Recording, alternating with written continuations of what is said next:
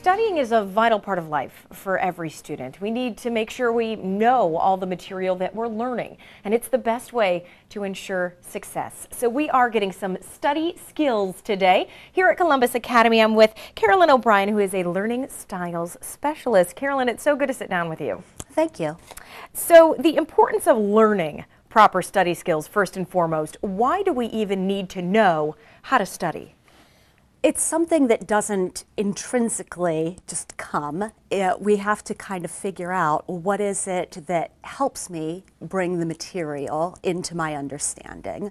And that's why 11 years ago, Carolyn O'Brien started a class called Study Skills with a focus on kids in the 6th grade. The students are learning to think more critically. And we're also looking ahead to the 7th and 8th grade years where students are going to be taking semester exams. We wanted to set the students up for success. Many of them, she says, didn't seem prepared for the volume and complexity of the information they were digesting. They needed an extra hand, a middleman, so to speak, that could help them learn to learn. Yeah, sorry. What kinds of things do you address? I address, the students come in and they have a goal of, I want to get all A's.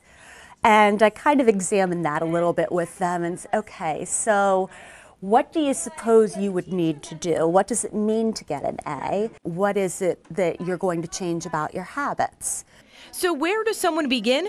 Carolyn says the most important thing to do for any student in any grade is to get all the information they need into one place. Start with the organization of materials. My own children are guilty of this, putting a bunch of papers into a binder and then ransacking it, looking for that study guide. No, establishing from the beginning of the year a binder system, an organization system, and having that ready to go so that there's organization from the start. After that, finding a study method that works for them is vital. In Study Skills, Carolyn gives her students options. I present mini lessons on different ways to approach learning, critical reading, using a very structured approach, for example. And my challenge to the students is try this. It may not necessarily be something that works well for you, but I ask that you try it, keep an open mind. And if it doesn't work for you, fine, maybe the next thing will. She says some students use flashcards to study. Others are better at direct recall or memorizing.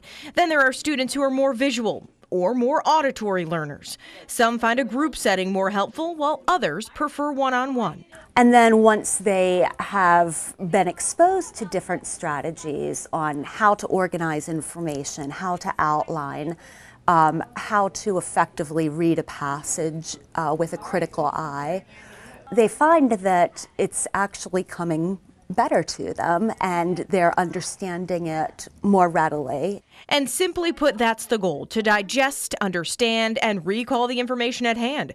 Carolyn says every single student walks away from her class with a better understanding of how they learn. We wanted to give them the opportunity to learn how to effectively read, how to study in a way that made sense for their learning profile, and how they could feel more confident and less stressed.